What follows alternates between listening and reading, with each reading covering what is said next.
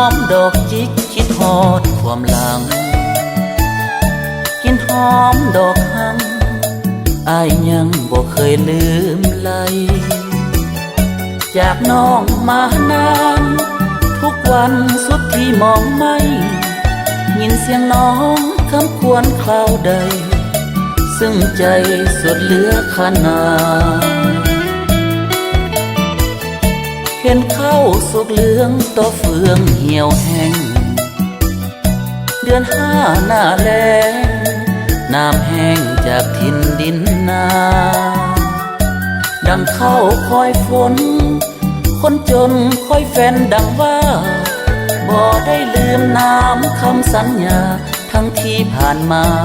สองเฮาเคยมีน้ำดอกจำปามาลาไข่จีบบานในวันสงกรานต์สาบานหากบ่นายนี้ด้วยความยากจน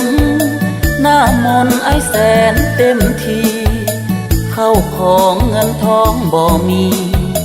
อายนี้สุดที่น้อยใจดอกหาคงคอยใจลอยมองมน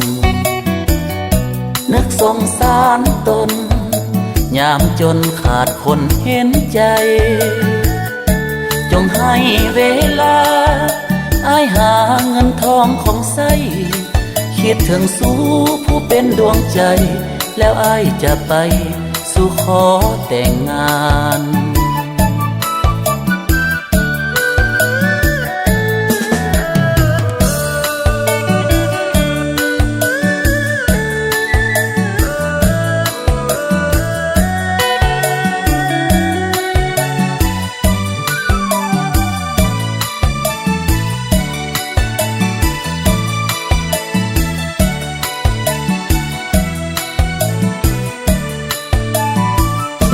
น้ำดอกจำปา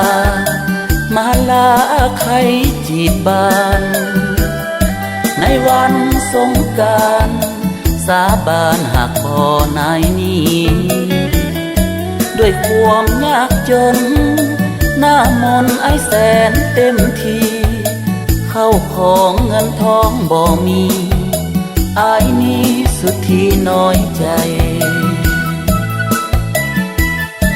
ดอกหาคงคอยใจลอยมองมนนึกสงสารตนยามจนขาดคนเห็นใจจงให้เวลาอายหาเงินทองของใส่คิดถึงสู้ผู้เป็นดวงใจแล้วอายจะไปสู่ขอแต่งงาน